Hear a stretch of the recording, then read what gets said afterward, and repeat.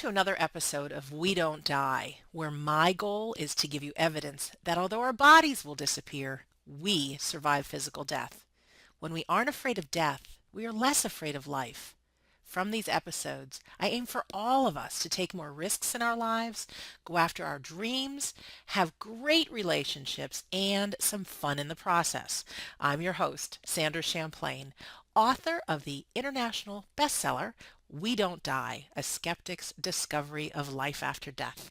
And I'm thrilled today to introduce you to a new friend of mine, and her name is Sheryl Glick.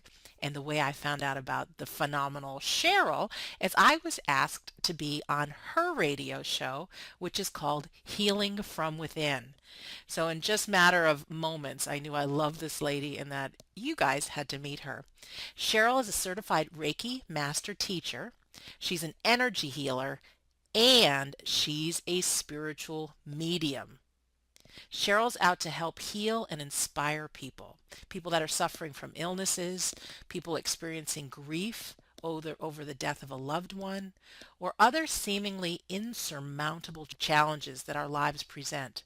Cheryl's the author of the book The Living Spirit and Life is No Coincidence, the Life and Afterlife Connection.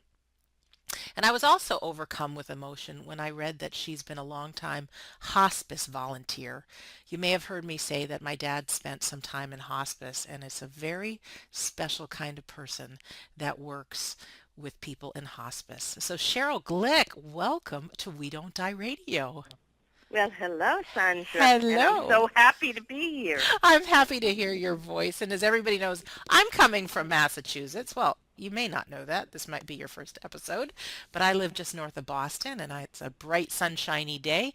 And you are in New York, correct? Yeah, and my daughter went to Boston University, so I spent a lot of time up there. It's quite beautiful. Yeah, it's a nice area. And even though we are not too far apart, I love how we can connect our missions, our what we're up to, and it doesn't matter how far apart we are, we can still get the message across. Yeah, and we can share our energy and our joy with or Yeah, without this phone. correct. So a little bit about you. Were you always into the field of energy, medium, Reiki? Did you have a Well, career before that's a that? great question, and that's a very telling question Uh-oh. because no, I was not. Okay. I was the type of gal who would, when people would talk about angels or life after death, I would say, well, that's very nice, but I'll catch up with you later Oh, yeah. because I had no inclination along those lines. I had no training. I did not come from a family who believed in an afterlife. I was a sensitive child, and I was intuitive, but I never thought that's exactly what was going on. I just thought I was a hard worker, and I was, thank God, intelligent, and that good thoughts were coming to me because I was figuring it out with my mind and my logic. But I was Interesting. always receiving. I was always receiving inspiration and thoughts, and then I would act on them because they appeared to be great, and I would have success. I now realize I was always in alignment to spirit, and I was receiving information from souls, loved ones, guides, teachers, angels, all those other energy beings beyond this life plane. How, And how did you that make the bridge though? Because it's one thing to look back and go, oh, well, aha, that's why I was that kind of kid because I actually had that. hmm But what happened to you that all of a sudden you started realizing this world, that the spiritual world exists? well, I would say I was having a midlife crisis. I actually was feeling a bit of pain in my heart, Hmm. and it wasn't a physical pain. It was a pain that something was missing. And if this was all there was to life, then it wasn't enough because I had everything. I had two children, a home. I was successful in my career. My husband was an attorney. I traveled. There was really, and I had my parents. Both my parents were alive. So I started to ask that question. what are we really here to do? Hmm. And all of a sudden, new people and teachers started appearing. And this is about 20 years ago. Isn't it funny how that happens? When you start asking the questions, all of a sudden things Yeah, start opening up. yeah, I was just living life like everyone else, being very concerned with the outside world and what I thought I had to do because of societal training and the mores and values of our culture. What was your And career? What well, line of business were you in? I started out as a teacher, Uh-huh. an elementary school teacher. But I had studied philosophy and English for my master's degree. Mm. And also, I was a bit interested in religion, not from the belief system, but how it came to be and why people believed things that were man-made, because I had this sense that we could personally connect to God, and God was more a personal discipline. And Right. so I was interested in learning about all these things. I was looking for answers even before I was aware of the questions. Interesting. So the question goes back to what happened 20 years ago So, that Cheryl, what really, happened 20 years ago? yeah, what happened? And it was kind of a biggie. And so I was sick with the flu and very sick. And I had, after a week, gone to Uh-huh. the doctor because I wasn't getting better. And he said, well, it just takes a long time to run its course. Just go home and continue to rest. Okay. So I went home and I fell into a very uncomfortable sleep because I had pain in my body Mm-hmm. and whatever. So while I was sleeping, I felt an energy by my side, and I couldn't see who it was, but then I knew it was my grandfather. I could feel him. And he was trying to talk to me, and he said, you have to write something for your father. But I couldn't hear him the way you and I are talking now. Mm-hmm. I sensed in an entire thought what he said, and I had no idea what it meant. And I went downstairs and I got myself a cup of tea, and I tried to think what had actually happened because it didn't feel like a dream, and I could remember it. So a few years went by, and through a coincidence, which are really not coincidences, they're messages and guidance from our loved ones in spirit, helping us to find our way along our path and destiny. So there was a coincidence. I was at a Broadway show with my daughter, and she said to me, you know, I have this new writer. She's an agent for books, getting books published. Wow. And she said, I have this new writer, John Edward, and his book is One Last Time. You should read it. And a thought went through my head very strongly. Read that book. Mm-hmm. Well, I didn't know that thought was coming from spirit. I just said, okay, I'll read that book. And I did. And at one point it described a spiritual visitation where someone, a loved one, comes and tries to help you because they love you and they want to make sure that they can help in some way for you to weather a storm that might be happening, you know, or Wow. a trauma that might be coming your Right. way. So I realized I didn't have a dream. I had a spiritual visitation. My grandfather had come the night before my dad passed and prepared me and let me know that I would have to write something. And the very next day after that spiritual visitation, my father passed. Oh I got a my phone call goodness. from my mom, and at the time I didn't realize what it all meant, but I did write his eulogy as had been suggested, and later on I wrote the book Life is No Coincidence: The Life and Afterlife Connection. Right. That's what I was really intended to do. That's what my grandfather was telling me would happen in the future. And it takes time to put together the pieces of our lives. Each experience is part of our destiny and our learning to refine our soul, our inner being, our life force, which is eternal, to know who we are and to remember that we are the sparks of spirit and God, or the divine or universal source, whatever you wish to call it, and it is a creative and expansive force that is eternal, always changing, as we are always changing as human beings and as spiritual beings. That's beautiful. And we're so always such in such a hurry to To know do the answers. things, to know the answers, to think we should have been somewhere else. And when I found out all my evidence that life after death was real, it was literally 10, well, not quite 10 years before I wrote the book. But I just wasn't ready. I mean, it just, Well, that's the key. And I was just thinking about this today. Why did it take so long before I could develop this gift of healing and mediumship? yes. Why couldn't I do it? It was there. The potential for it was there when I was a child.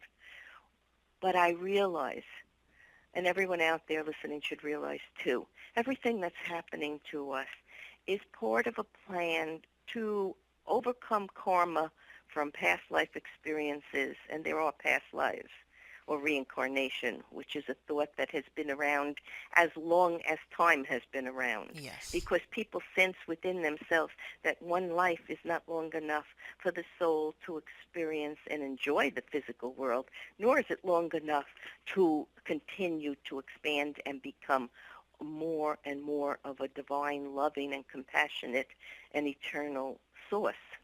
Because we, like the source we come from, the bits and pieces of that divine energy, all together return after we pass, and once again are unified in that oneness and the beauty and the peace and the harmony and balance. And we're here in this physical life to remember that essence of ourself so that we can learn to love and enjoy life and not be so afraid of the physical aspect. Oh, fear is a killer. Oh, yeah. How did you make the transition from reading John Edwards' book to then being a medium? So Because that so that's pretty so wild. okay. Well, that's very interesting because I didn't know what to do. Because now I read the book and I knew my grandfather had come to me in a spiritual presence or a dream visit, the same thing. And I said, well, where is he living now?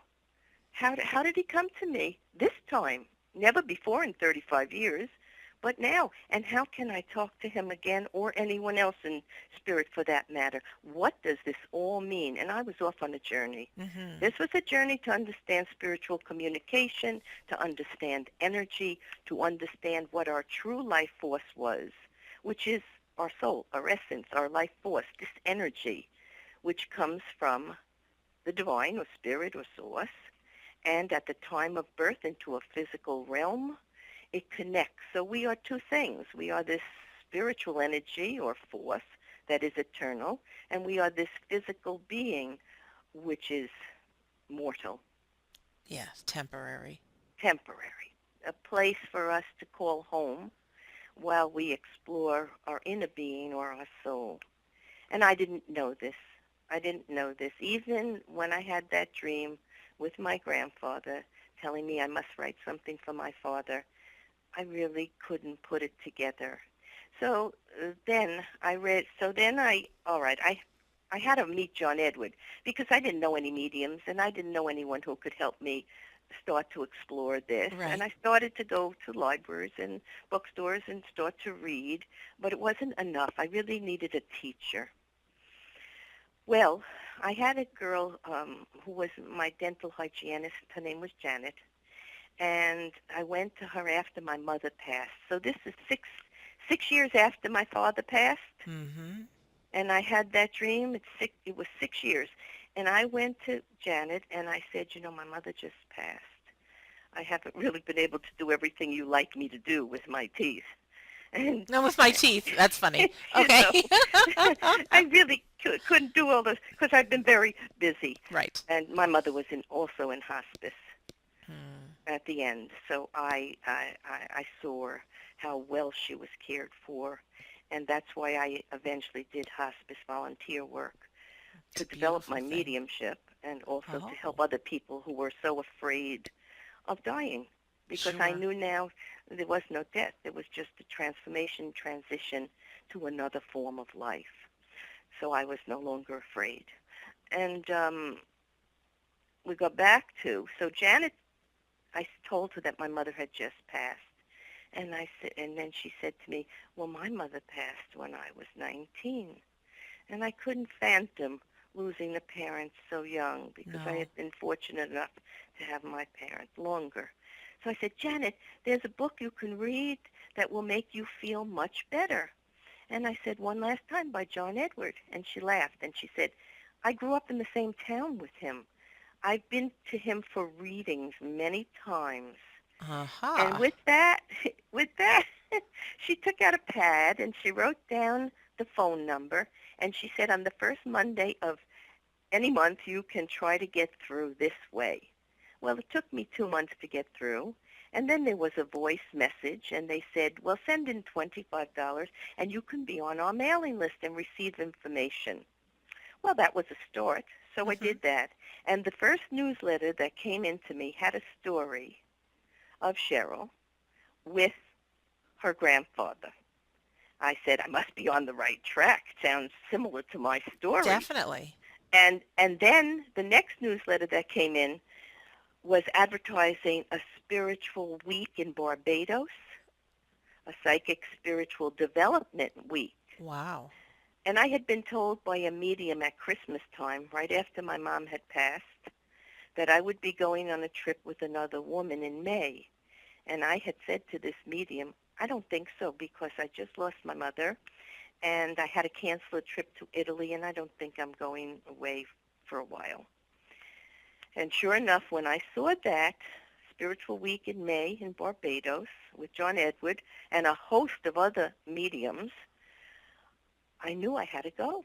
Sure. It was that simple. It was a calling. It was a way.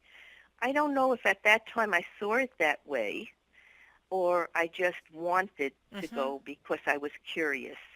But I see it now as parts of the puzzle and the plan Definitely. for helping me in my destiny so I could help myself and others to learn this greatest truth, which is we don't die. Right. We are eternal souls. We are immortal. And that's where I guess all these special shows on television right now are coming from because many people are awakening. They're waking up from the walking dead mentality, which is just surviving in the physical world, and looking to survive in our essence, in the lightness and brightness of our inner beauty. And Yeah. those things we talked about, Sandra, integrity and honesty, Hmm. and passion for life, and joy in life, and love. So, Do you remember, Cheryl, the first person that you did a medium reading on that you could see their loved one around them and you were accurate? Or one of the beginning ones? yes, I can. I can. It was a very powerful one. Can you share it with us without names, of Yes. course? Well, I was downstairs in my office. I had a Reiki practice at the time, And and can you, which is energy healing, yeah, which I is, wanted you to say, yeah, well, because, let me just say, Reiki is an ancient energy healing art. It's maybe 4,000 years old from the East. It's a Japanese technique, but energy healing is done in every country in the world.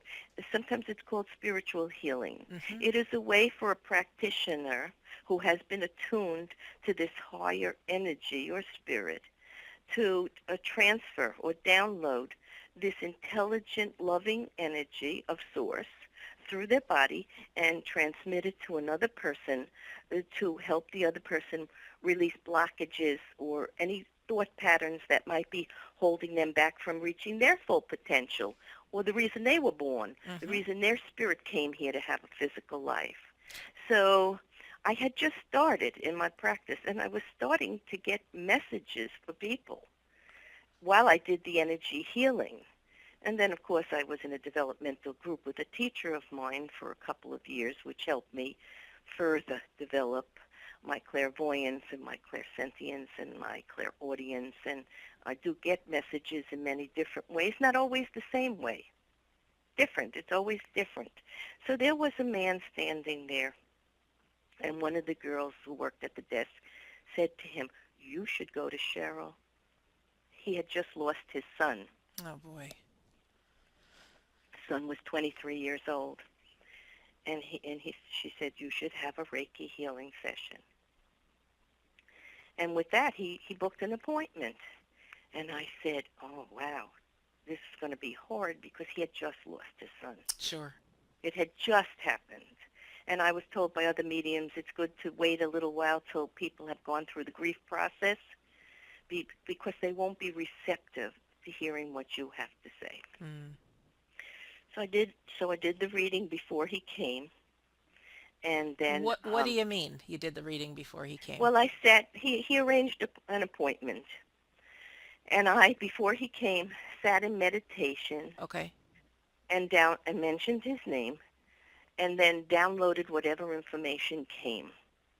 So I do that. I do the reading prior to a person coming, and then we go over the messages, and the messages are always part of what's going to go on in the healing session, where the person lies on the table and I play some lovely soft music, Mm-hmm. and we go into a meditative state, and the energy flows, and the energy helps the body to relax so they can release what is no longer necessary for them, and also begin to perceive things in a way that might work for them better at this Right. time in their development. I asked that question only because the subtitle of my book is A Skeptic's Discovery of Life After Death. So I'm always listening in from the point of view of it, could it be something else? And I know that um, when I first started mediumship, people thought that somebody was just reading my mind. And by you saying that guy wasn't even there and you were No, I meditating can read and someone in Venezuela. yeah, correct. So And it's energy. yeah, So and not only is it the energy of, I've thought about this long and hard uh-huh. over the last 20 years, not only is it the energy of the person which gives off information about what's going on with them physically and Mm-hmm. emotionally and spiritually, but it is guides in spirit who work with us. Could be teachers, could be a soul, a grandparent, it could be an angel. And they are helping send in the messages also. So a psychic receives information basically from the physical body of the person. And a medium receives information from this higher connection to those out of a body or Very, those in spirit. very cool. And I also wanted to just back up a little when you said Reiki.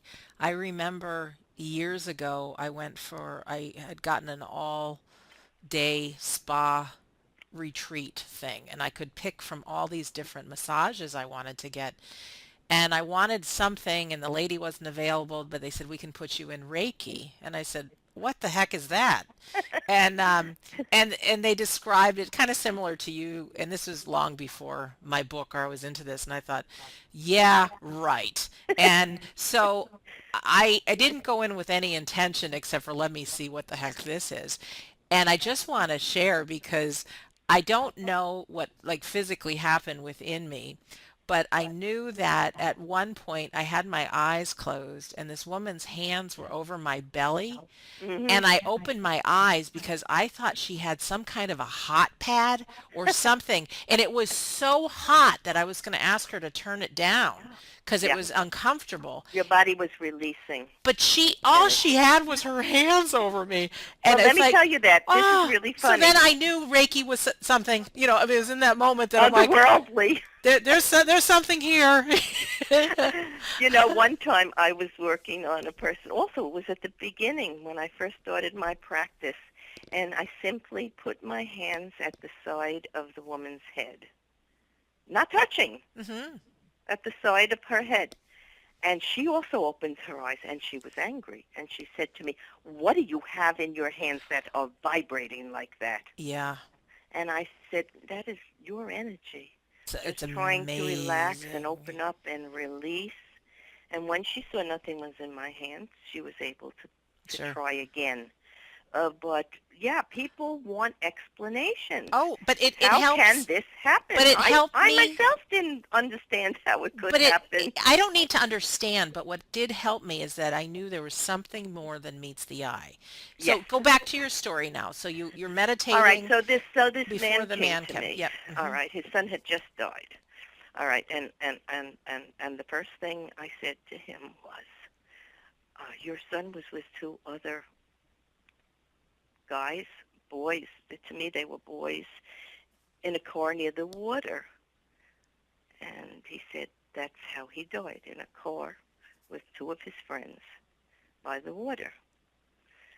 And then I went on, to say, "I saw his son dancing in orange lights, but it was like he was on these two logs rolling on the water, and because I didn't know it was dancing, he's standing on two logs and he's rolling and in orange lights." And he said to me, "Well, my son used to go to these nightclubs, and he had a routine where he used orange lights for his dance routine." And Wow. I said, "He enjoyed life so much. He was so passionate about living life, and he wants you to know he's still living life. He's up there. He's still dancing. He's in light, and it just continues." And I continued to tell him different things that had happened at the funeral that I Wow. could not have known, No. and about his desire to have lived upstate because he loved the outdoors. That's why I guess the logs came and he was dancing on the logs in the outdoors. Like, what do you call those people? The loggers of long Yes. ago who used to take the down trees down the water, you know. Right. Right. So he loved that outdoor life, and the father started to cry Oh. because he really wasn't ready to let him go. And he really, even though my messages helped him know that I had received something from another time and place or space because I couldn't know this information, he still wanted to hold on to the fact that the boy was gone and he couldn't see him. And I said, "He's just in another room. There's a doorway. And I'm able to open that doorway for him to get this message through to you, Hmm. to let you know he's okay. And you will see him again. We're all going to the same place.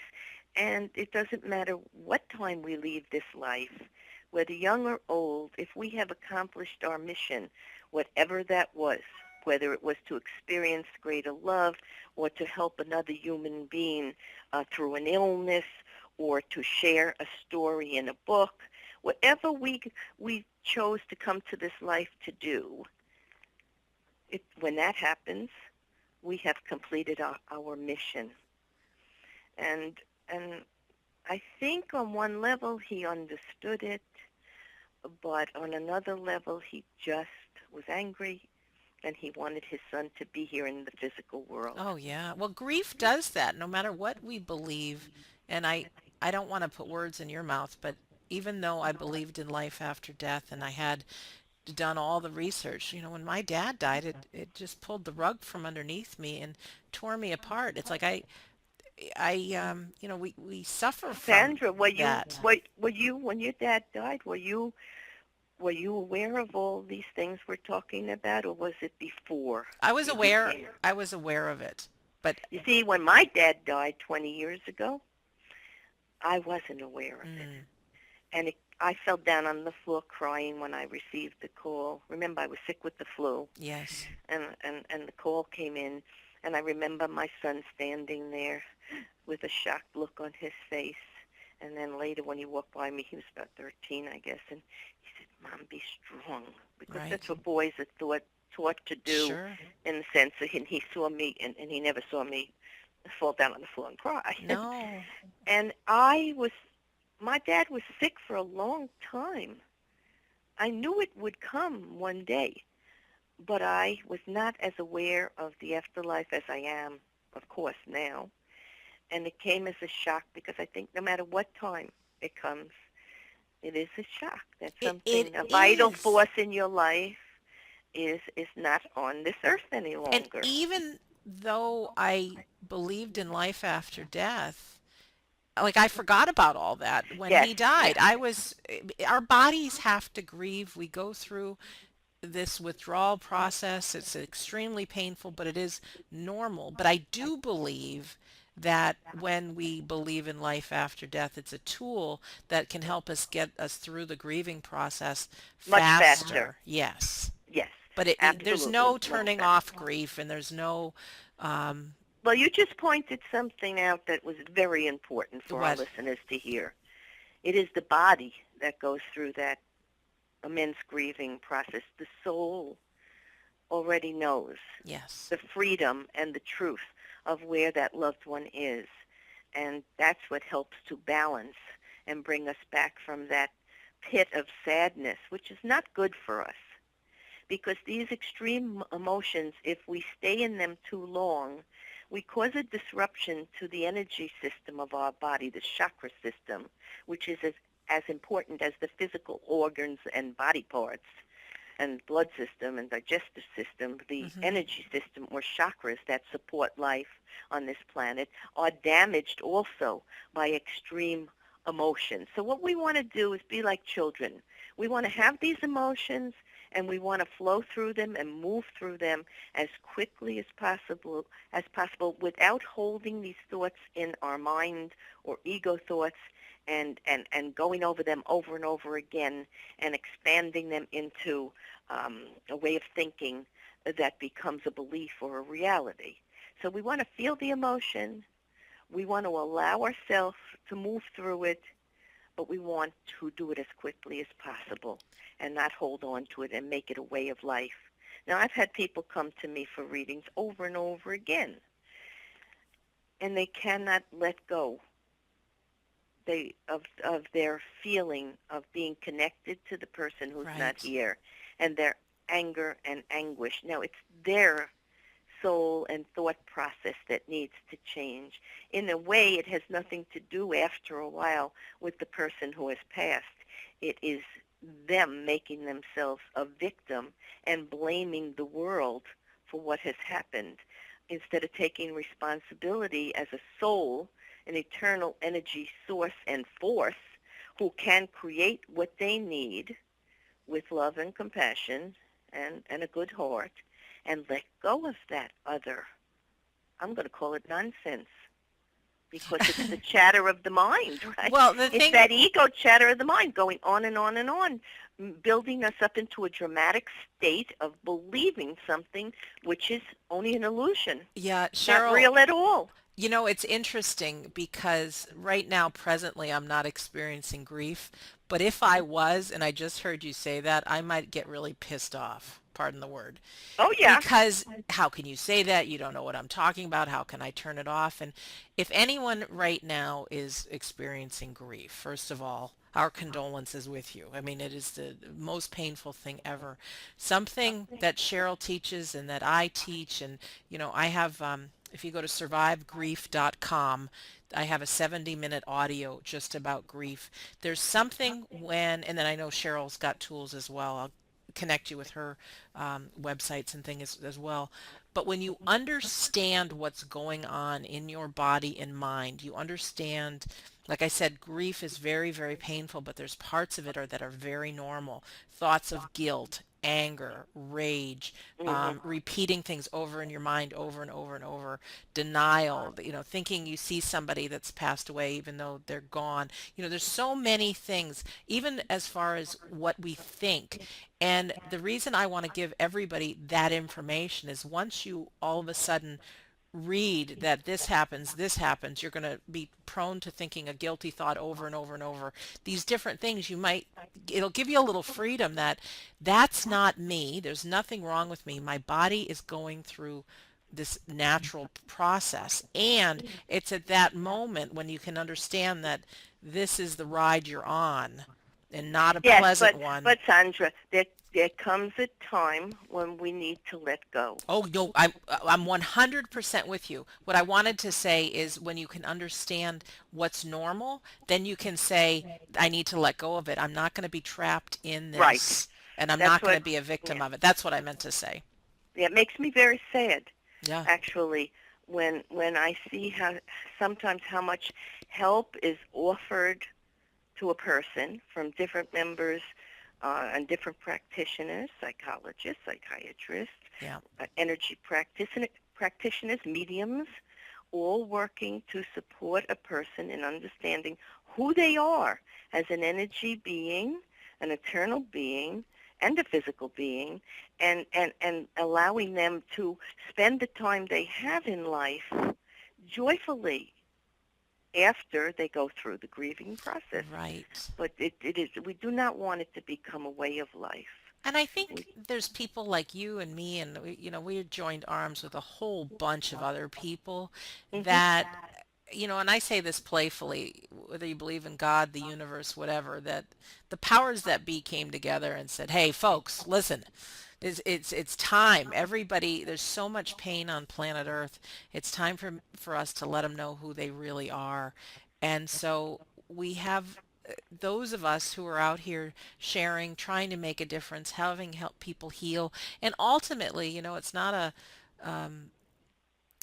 it's not a circus act. I mean, this is the real deal. This is when you believe, when you can experience, when you can have some tools, your quality of living life now is improved.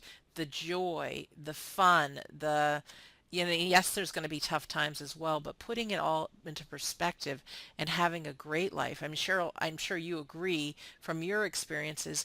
Many, many, many, many people die, close their eyes the last time here on earth with pain, regret, the should haves, shouldn't haves, the undelivered communications, the regrets. And what would it be like to have, to take some of this advice and even in the face of pain, have a life that, the last time we close our eyes, we look back and we went, wow, I really went for it. And of course, Well, we all have you know, mistakes, but I think that's why a lot of souls come through a medium mhm, to reach their loved ones here on Earth. I think they have unresolved, unfinished business, and they want to show the love and they want forgiveness sometimes from yeah, someone that they've hurt here, and they also want to continue to learn and share experiences with us because they're not in the body, but they're still learning, they're still growing, and they're still expanding in life. That reminds me of a time I did a reading, and I had a woman, and she wasn't present when her father died, and she felt very guilty about it. And he came through. He was standing at a desk. He was very tall, and he had peppermints in his pocket. And she immediately told me that was her dad. He was an accountant. He had a big desk. He worked a lot of hours, and he was tall. And he always had peppermints when he left the house. oh, funny. So then she started to cry, and she said, "Can you ask him something?" And I said, well, sometimes I put the thought out, and yes, they show a response because they want to help us get past any upset that we have about them or with them, and they want forgiveness, and they want to be forgiven if there's anything that they've done. So she asked me, she said, I wasn't there when he died. Mm, Would you ask him if he forgives me? And with that, he showed himself as a clown, juggling those pins with a smile on his face and bubbles of light over him. And I said to her, he's telling you, of course he forgives you. He enjoyed all his time with you and the time he took you to the circus and you were laughing, and he wants you to remember that it doesn't matter that you weren't able to be there, or even if you were in conflict at the time he passed. He remembers you with love, and there will always be that love in the universe. And sometime when you meet up with him beyond here, you will feel it again. oh, something So, sweet happened to me yesterday that I think is appropriate to share. Many of us connect with mediums to get to our deceased loved ones, but to remember they're all around you. And I had a medium come on this show couple of months back, and he said to me, he says, your father's with you and he really wants you to talk to him. Use him, have a dialogue with him, put a thought out and then just see what comes back. Quiet your mind and see what comes back. But know that he's your partner and what you're up to. And I listened to him and I'm like, yeah, all right, but I didn't do anything about it. Well, about a month later, the guy calls me. He says, your dad's back in my ear saying you're still not talking to him. And and I'm listening like, oh, okay. And I found that to be kind of funny. So yesterday, I was in a limousine with a woman. We were both guests on a George Norrie's Beyond Belief television show. So I was coming back from Denver, and I'm in the car with this woman, and she's psychic, and she says, forgive me, but she says, I've got to tell you something. And she says, your dad, it was his name John. And I says, yeah. She says, well, he's telling me that you're still not talking to him. It's really Oh funny my that, gosh. it's so funny that you just brought that up because just this morning I was thinking how I was told by a medium a very, very long time ago that Ira, he was my first Hmm. boyfriend, and he was around me, and he said to me, you can talk to me and get messages the same way you're doing it for everyone else. Right. And my father too. I don't I don't try to get messages from my relatives and loved ones. I only do it for other people. And you're just telling me the same thing, that it is possible to tune into them anytime we want. And I was also told by another medium that you could connect to any historical person, or if you were interested in developing a new talent or business here and you wanted to have more information from someone who was an expert, who was in spirit, that I could meditate and I could connect to those energies. Of course we can, because it's the same principle. They're just energy. They're all around us.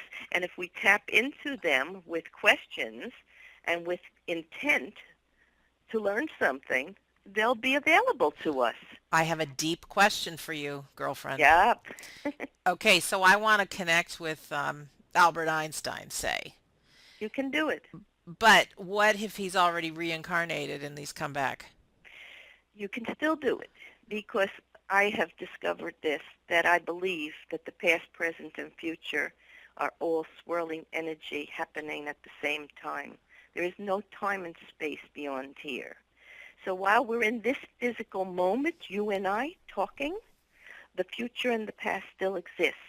And all of our energy is not in one place. So part of our energy can be up there in spirit, and part of our energy can be in this moment, or perhaps in a parallel life also. This is a possibility. Um, Mind blowing, and I find it really Possible. delicious. Like, oh, hard to get my head So around, think about but that. I mean, who cool. was the spiritual figure who was seen in Lourdes? Yeah, yeah, yeah. There was, I'm not quite sure of this story, but I've heard it. There was someone who was seen in one place and was present in another place at the same time. That's wild Part of the stuff. soul, part of the energy Yeah. can project And itself. and and by being nature of being, well, a human being, most of us live with what we can see, touch, smell, hear, taste. That's reality. But and we have here on Earth gravity. But when we think that there are literally billions upon billions of stars and planets and things like that in the Mhm. universe that actually act with different rules of the road, without gravity, without H2O, without, different, Mhm. but very real. And just to get our heads around, even though we can't understand it from our perspective, and trust that there's such a much bigger force at play, that these things are possible. And if anybody wants to delve into the world of a little bit of the quantum physics, and there's a great movie called What the Bleep Do We Mhm. Know? And in a very regular kind of conversation, it's what's really happening in the world of quantum physics and science and put into kind of layman's terms that it's Well, what is quantum mind-blowing. physics? Again, quantum physics is the study of Mm-hmm. energy, and Yes. everything is energy. Oprah said that everything is And energy. it's true. You break any particle we see in front of us into its tiniest form. And like I've got a coffee table in front of me. If I break it down into its tiniest form, it's no longer a coffee table. It's invisible vibrating energy. This isn't Hmm. woo-woo stuff. This is reality. Yes, So there's no, science and spirituality, religion, yep, and the arts, music, dance, everything that moves us through energy with the feeling of being elated and the beauty of life is the truth of who we hmm, are as these eternal spiritual beings. Yes, we need the other emotions too on the negative end to balance the positive so we can really understand both and come back into balance in harmony in the middle. Without one, you cannot experience the other. Without competition, you cannot experience cooperation. For a long time, I was on every show talking a great deal about cooperation. As evolved citizens, we need to be more cooperative and unified and see, you know, the goodness and going towards the future, um, uniting everybody instead of having war and all kinds of right. other disease and all kinds of negative happenings. But I see now that it's really all necessary. Without competition, you would not push yourself to do more. Mm-mm, correct. And then if it's not extreme, if it's only to help yourself improve for your own self-development and not doing anything to harm another person or soul, then it's okay. It's only when things get to the extreme where you become so involved in your fears and the fears of surviving in this physical reality that you do things that are harmful, that you've lost the balance between cooperation and competition. So as long as you're in balance and you know it is your personal journey and your personal need, develop every spiritual gift you have. And when I mean spiritual gift, that's everything we do in this world. If you love music or athletics or art or um, ballet, whatever it is, that is a spiritual gift because you are being inspired by that higher source or Right. force of life. So everything we do, everything we enjoy is a downloading of those above who wish us to know things to bring us joy and have us rise up and Yes. soar above the physical reality, which is challenging. The physical world is a challenging world. Beautiful Sh- world, but but still, challenging. but challenging. Cheryl, I'm looking at the clock and our time has come to an end. But Oh, I we could know. go on and Well, on. you know what? You'll come back. I know you will because you're just fabulous. Thank you And so and I much. really, really thank you because I put my own life at stake in every one of these interviews. How does this apply to me and where I am, and to give me some tools to go forward. And just for me, really getting right now that exactly where I am at is fine. It's I agree. perfect. Where we are is just the And for right everyone. place to be. And now we've got a new door that's opening, and we can choose to step through it or not, use some of the advice or not. But be prepared, all of us. When we start taking new actions that we haven't done before, and even kind of creeping into our fears and doing some of the things we're afraid of, that's when we have new results in our life, and we have new action and new, you just never know what can happen. I think miracles can occur on the other side of our comfort zone. They're happening all the time. Yeah, so with that, I want to just thank everybody for listening and thank my wonderful guest, Sheryl Glick. And anyone who wants to go to we don't die radio.com, you'll see a picture of Sheryl, and there'll be definitely a link to this episode so you can share it or hear it again. Sheryl's website, Sheryl is spelled with an S for Sheryl, SHERYLGLICK.com. That's Sheryl Glick. And then, like I said, on we don't die radio.com, you can see her. I'll have or I do have an active link to her website and her Facebook page and everything else she offers, and to her book. And I hope today's really made a difference for you. And I have a gift that I want to give to our you who's listening right now.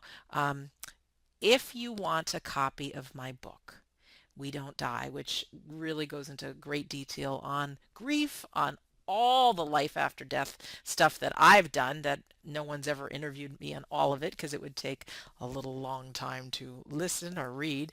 And also just some of those tools about having a powerful life. For you, just because you listen to this episode only, I haven't done this before, but if you do go to WeDon'tDieRadio.com, there's something that's called the Insiders Club, and I'm going to put a PDF file copy of my book in there for you to read and to use as a resource and a guide, and that's my gift to you. And I just ask, you can share it with somebody who's grieving or who needs it, but not to just sell it or put it out public for people. That's an integrity thing for me. So in closing, I found something about Cheryl's book, and I think this is a quote from Cheryl, but if it's not, Cheryl, I love it anyways. It says, "We can find joy in the knowledge that what comes from the spirit goes back to the spirit in a form of consciousness that survives way beyond our physical death. Our lives, our experiences, and all that surrounds us are part of a divine plan. And at the end of the day, we are not alone." So this is Sandra Champlain. I've been your host on We Don't Die Radio. I truly believe and know that life is an education for the soul, and that your life here on earth is important. So look around you right now. You can't see them, but you've got an invisible group of people that are here for you to have a powerful, great life. So thank you for listening, and we'll see you soon.